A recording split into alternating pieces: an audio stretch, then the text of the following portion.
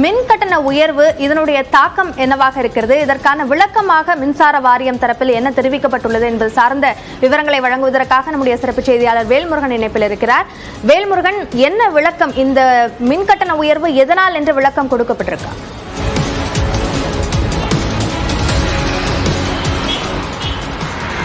அபிநயா, குறிப்பாக கடந்த ஆண்டு 2.18% அளவிற்கு மின்கட்டணம் உயர்த்தப்பட்ட நிலையில தற்பொழுது 4.83 அளவிற்கு, அதை காட்டிலும் இரட்டிப்பான அளவிற்கு தற்போது மின்கட்டணம் உயர்த்தப்பட்டு தற்போது அதற்கான அறிவிப்பானை நேற்று இரவே வெளியான நிலையில தற்போது அந்த குறிப்பாக அந்த புதிய மின்கட்டணம் அப்படிங்கிறது 1ஆம் தேதியிலிருந்து அமலுக்கு வரும் என்று மின்வாரியம் அதிகாரப்பூர்வமாக தெரிவித்திருக்கிறது. இதற்கான ஒரு முக்கியமான காரணத்தை தற்போது மின்சார வாரியத்தினுடைய தரப்பிலிருந்து ஒரு விளக்கம் கொடுத்திருக்கிறாங்க.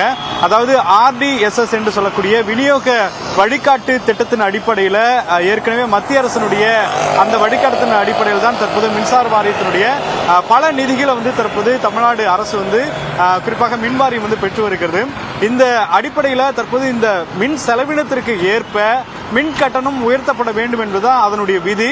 அந்த விதிகளின் அடிப்படையில் தற்போது கிட்டத்தட்ட நம்மளுடைய மின்சார வாரியத்திற்கு 1,59,000 கோடிக்கு மேலாக தற்போது கடன் அப்படிங்கிறது இருந்து கொண்டிருக்கிறது. இதற்கான வட்டி விகிதம் மட்டும் கிட்டத்தட்ட 16,000 கோடி ரூபாய் அளவிற்கு நாம் கட்ட வேண்டிய செலுத்த வேண்டிய தொகையாக இருப்பதன் காரணமாக இதை ஈடு செய்ய வேண்டும் என்றால் மின் கட்டணத்தை உயர்த்த வேண்டும் என்ற தமிழ்நாடு மின்வாரிய ஒழுங்குமுறை ஆணையத்தினுடைய அந்த பரிந்துரை அப்படிங்கிறது இருந்து கொண்டிருக்கிறது. எனவே இதை கருத்தில் கொண்டு தற்போது நமக்கு மத்திய அரசின் மூலம் கிடைக்க வேண்டிய அந்த நிதி பெறுவதற்காகவே தற்போது மின் கட்டணம் கட்டாயம் உயர்த்தப்பட வேண்டிய நிலை இருப்பதாக மின்சார வாரியம் அதனுடைய விளக்கத்தை கொடுத்திருக்கிறார்கள். அந்த அடிப்படையில் தற்போது குறைந்தபட்சம் அப்படிங்கிறது மாதத்திற்கு 20 ரூபாய் வரைக்கும், தற்போது அதிகபட்சமாக 250 ரூபாய் வரைக்கும் இந்த மின்கட்டணம் அப்படிங்கிறது ரேஷியோ மாறி இருக்கிறது.